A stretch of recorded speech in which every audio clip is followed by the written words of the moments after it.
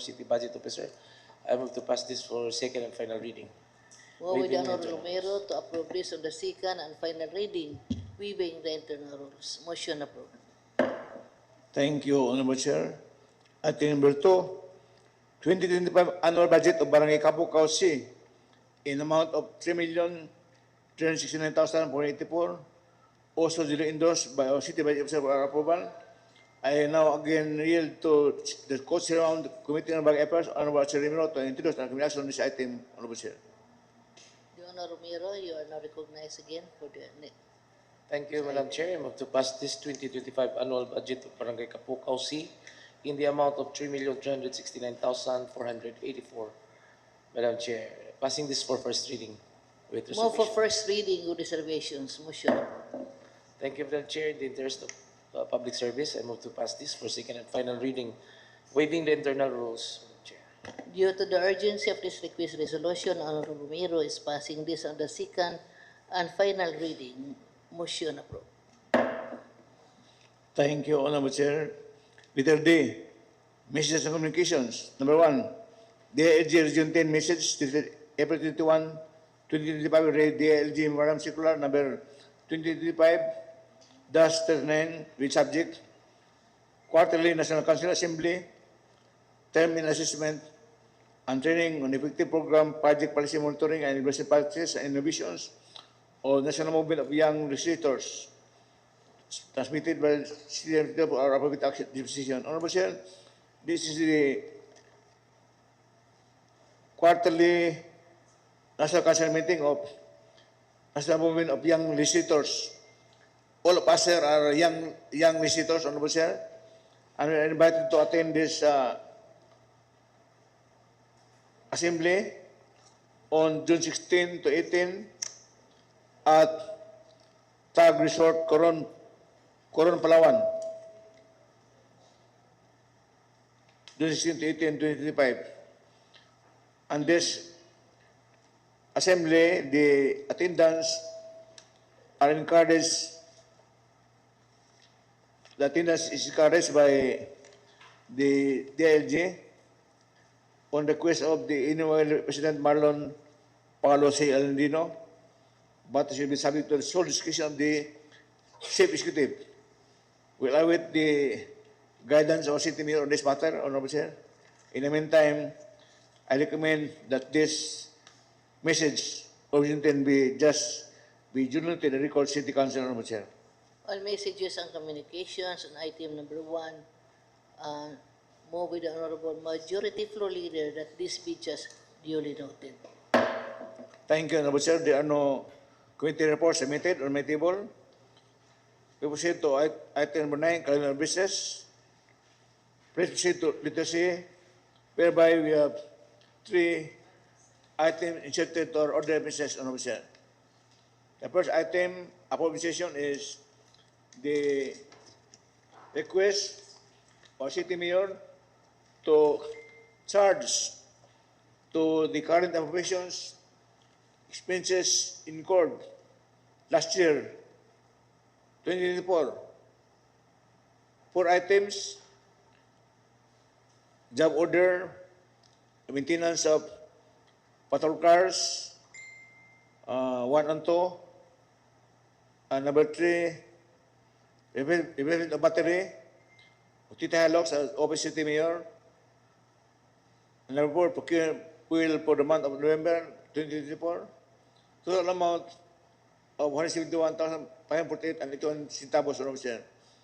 I move the motion to charge to the current operations 2025 the obligations incurred last year, 2024, total amount of 171,548.81, approval na proceeding with reservations, Honorable Chair.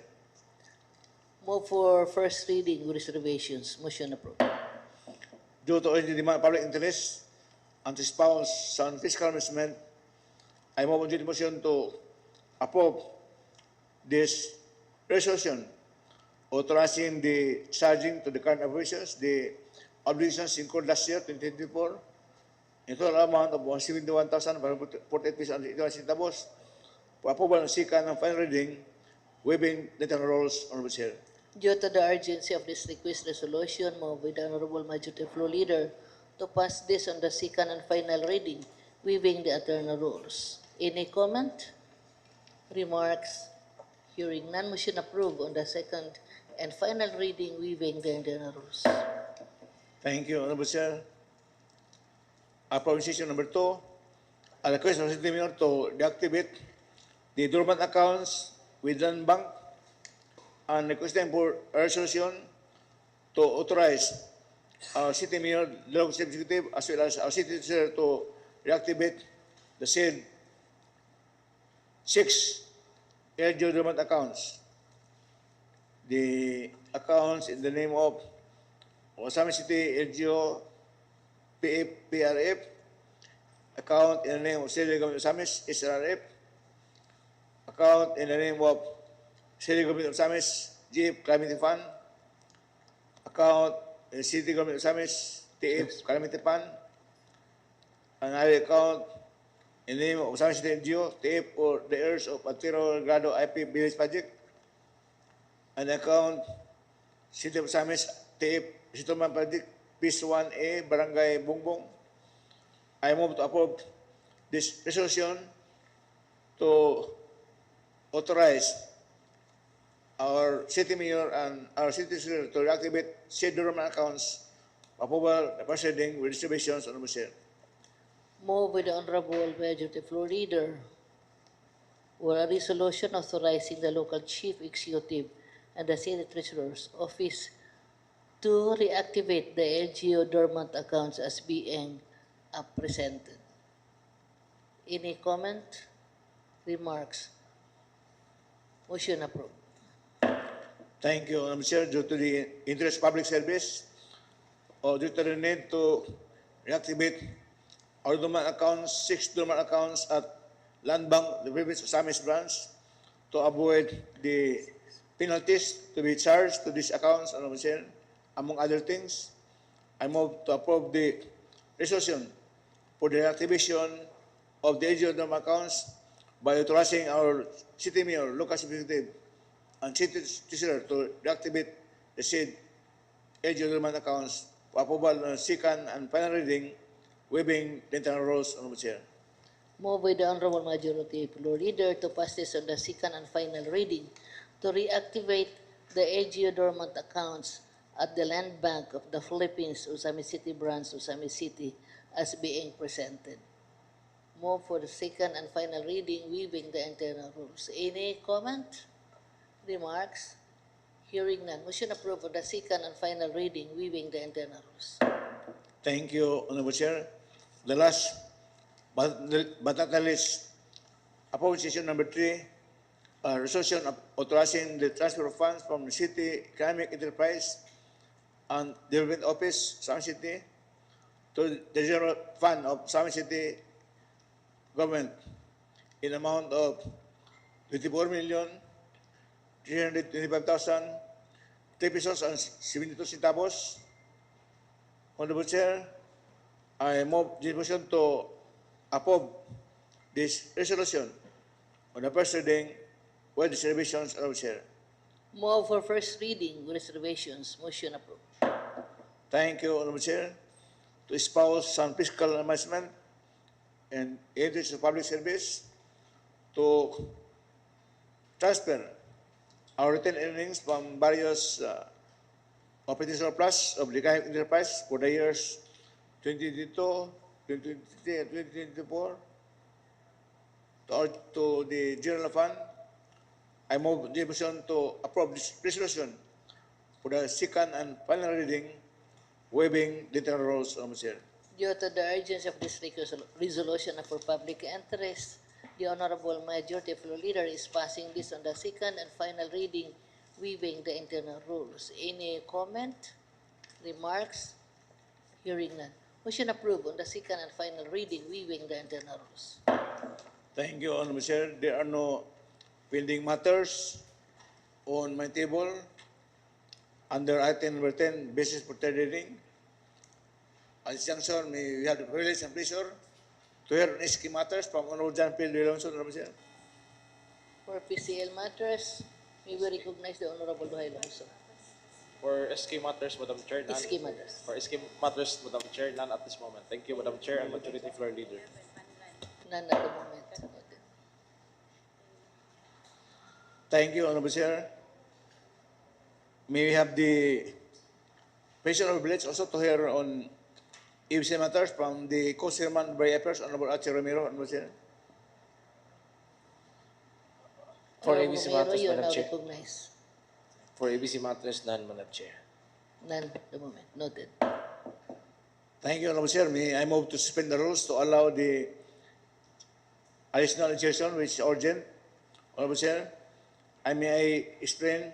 Rule suspended. There is an ordinance needed because there will be a fun run on May 11, 2025 at City of Samis prior to the local elections on May 12, 2025. And this fun run is authorized by our LGU. This requires the temporary closure of various roads in the territorial section of Samis City, Honorable Chair, as directed in this ordinance, closures of portions of City Hall Drive, particularly the road connecting Don Anselmo Bernard Avenue on the corner fronting Pisto Cafe, shall be temporarily closed to all vehicle traffic. Portions of the Anselmo Bernard Avenue until the corner of connecting Don Anselmo Bernard Avenue and Mayor Fernando Bernard Avenue, Ponting PLDT, shall be temporarily closed, provided that only the lane proceeding in the direction of the run shall be closed, while the further that the other lane shall be kept open for regular traffic. As well to be closed are portions of Mayor Fernando Bernard Avenue until the corner fronting Jollibee Laman along the Anselmo Bernard Avenue, and shall be temporarily closed, provided that the other lane provided in the direction of the run shall be closed, provided further that the other lane shall be kept open for regular traffic. As well as portions of the Avenue until GP Rizal Avenue, going to Osamis Seaside Road, shall be temporarily closed, provided that the only lane proceeding in the direction of the run shall be closed, while the further that the other lane shall be kept open for regular traffic. Prop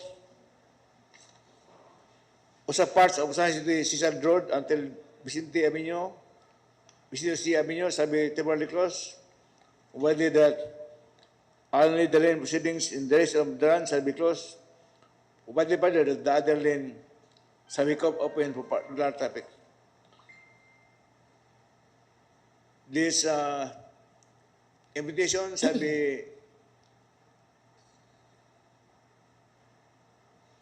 undertaken by the City Traffic Management Unit and the barangays concerned and the event organizers.